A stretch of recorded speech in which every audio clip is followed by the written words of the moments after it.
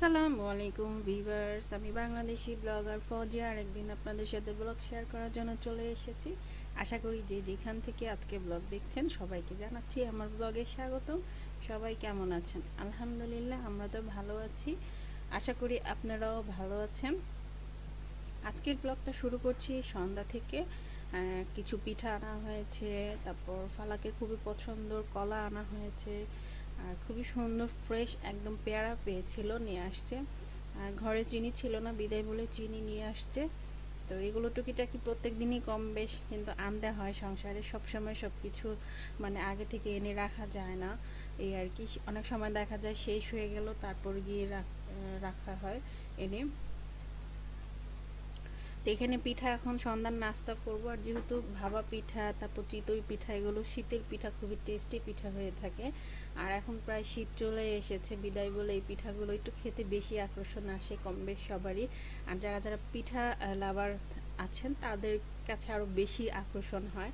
আর যেহেতু আমার কাছে এই খাবারগুলো খুবই পছন্দ, সেজন্য আমি খুবই আকর্ষণ থাকি এই খাবারগুলো শীত আসলে খাওয়ার জন্য। আর পুরোপুরো কিন্তু শীত পড়েনি এখনও আমাদের মোহাম্মদপুরে, মানে হয়তো গ্রাম অঞ্চলে পড়তে পারে, কিন্তু ঢাকা শহরে খুব একটা শীত অনুভূতি হয় না, হালকা পাতলা মানে গরমের একটা যে বিষয় থাকে সেই জিনিসটা নেই। বর্তমান সব কিছুই ঠিক আছে। তো যাই হোক, মজাদার পিঠা খেয়ে আনন্দ বিকালটা কাটাই, সাথে আপনাদের শেয়ার করছি সংসারের যাবতীয় কাজকর্ম নিয়ে আপনাদের সাথে শেয়ার করি আমার ব্লগে। আশা করি আপনাদের কাছে ভালো লাগবে। ভালো লাগলে অবশ্যই একটা লাইক করবেন, শেয়ার করবেন এবং কমেন্ট করে জানাবেন কেমন লেগেছে আজকের ব্লগটা।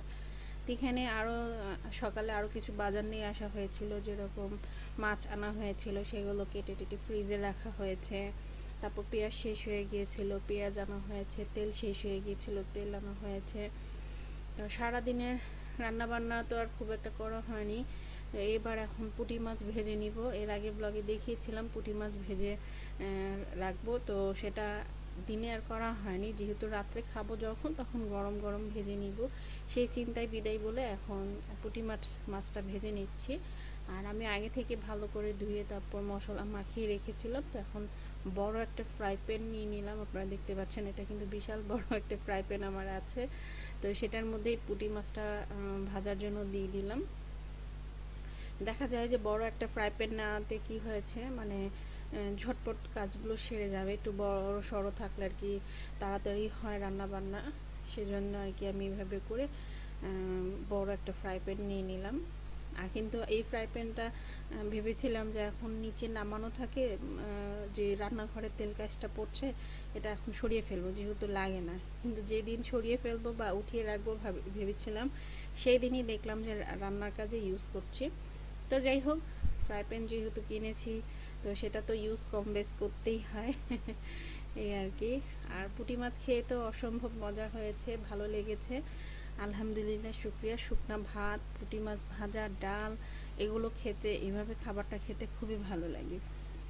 আমার কাছেও এই পুঁটি মাছ অনেক ভালো লেগেছে।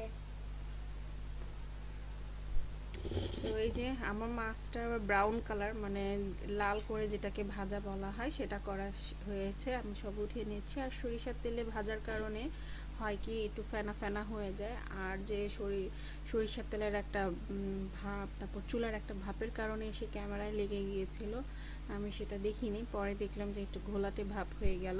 তো পরে আবার যখন দেখি আমি সেটাকে ঠিক করার চেষ্টা করেছি, তো পরে আবার ঠিক হয়ে যায়। তো যারা যারা আমার ব্লগ দেখেন রেগুলার তাদেরকে সবাইকে ধন্যবাদ। যারা যারা দেখেননি, নতুন এসেছেন আমার চ্যানেলকে ভিজিট করার জন্য, তো সবাইকে যারা নতুন এসেছেন তাদেরকে জানাচ্ছি ওয়েলকাম আমার ব্লগে। আর আপনারা নতুন যদি হয়ে থাকেন অবশ্যই একটা লাইক করে দিয়ে যাবেন আর চ্যানেলটা সাবস্ক্রাইব করে দিয়ে যাবেন। বারো ফেলো ফ্যানটা। আসলে বেবিকে কুলে নিয়ে আপনাদের সাথে ভয়েস দিচ্ছি। বেবি ঘুমাচ্ছিল তো উঠে গিয়েছে, তো এখন ভয়েস না দিলে আজকেও দেখা যায় ব্লগ আপলোড করতে পারবো না। আমার ভিডিও শ্যুট করে থাকে কিন্তু আমি ভয়েস যে দিব সেটাই আমার প্রবলেম হয়ে যায়, আমি দিতে পারছি না সেগুলো।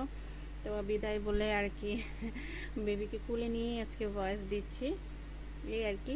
বেবি আস্তে আস্তে বড় হয়ে গেলে সব কাজের সমস্যার সমাধান হয়ে যাবে। কিছুদিন আছে, বেবি ছোট থাকবে, কিছুদিন বিরক্তি করবে, তারপর ঠিক হয়ে যাবে। তো রাত পর্যন্তই আপনাদের সাথে ব্লগ আমার শেয়ার করেছি। তারপর আপনাদের সাথে আমি এখন দেখিয়ে দিচ্ছি আমাদেরকে ছেড়ে আমার হাজব্যান্ড ফালাকের পাপা বেড়াতে গিয়েছিল।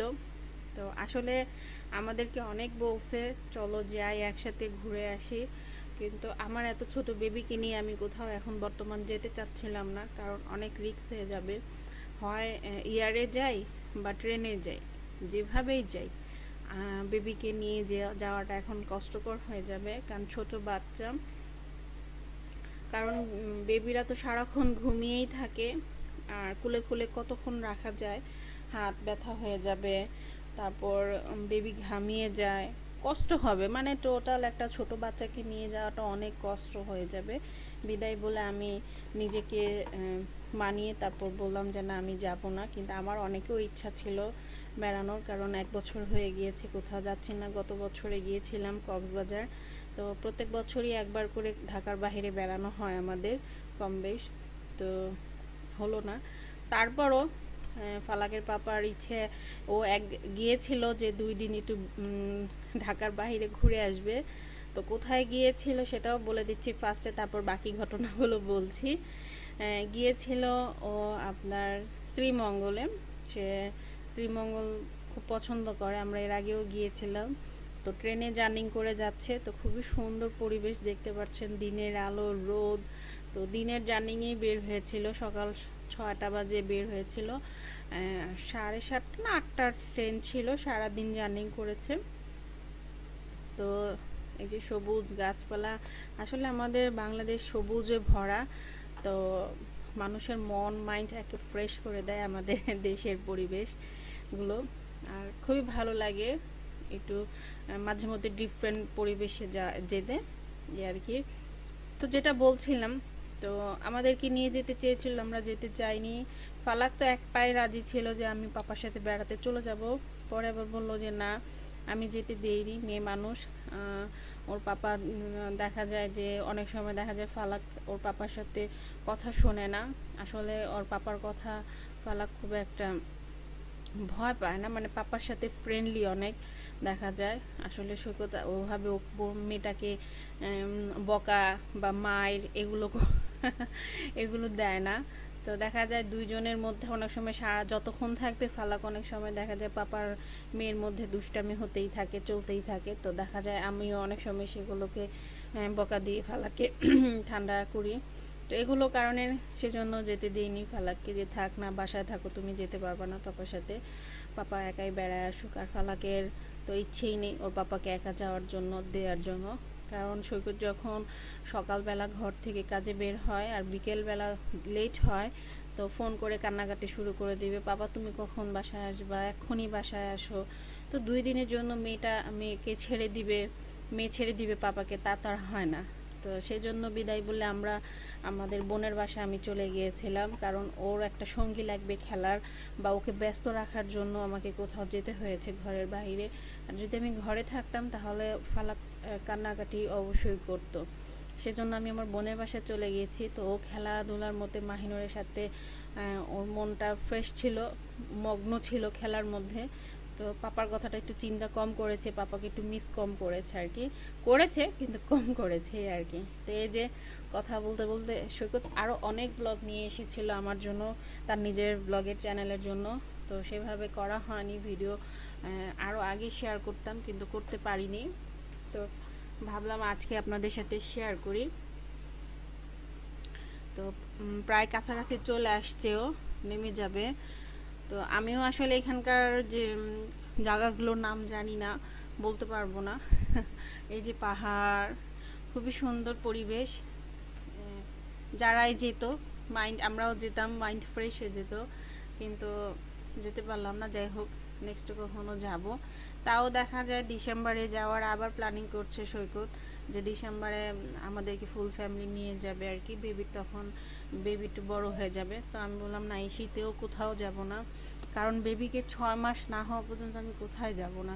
কারণ বেবির উপর খাওয়ার যত পর্যন্ত আমি না শেখাই তত পর্যন্ত ঘর থেকে বের হওয়াটা আমার জন্য ঠিক হবে না। কারণ বেবি যখন উপর খাওয়াটা শিখবে তখন আমি ওকে নিয়ে একটু বেড়াতে পারবো, যেভাবে আমি ফালাককে ছোটোবেলা নিয়ে গেছিলাম। ফালাক যখন এর আগে আমরা টেকনাফে গিয়েছিলাম, কক্সবাজার টেকনাফ, তো সেখানেও ফালাককে আমি 6 মাস যখন ছিল ফালাকের তখন গিয়েছিলাম। তো সেটারও অনেক বড় কাহিনী আছে, সেটা আরেকদিন আপনাদের সাথে শেয়ার করব। সেই কাহিনী না বলার আসলে খুবই মানে একটা অন্যরকম কাহিনী হয়ে গিয়েছিল। তো যাই হোক, তো বলো।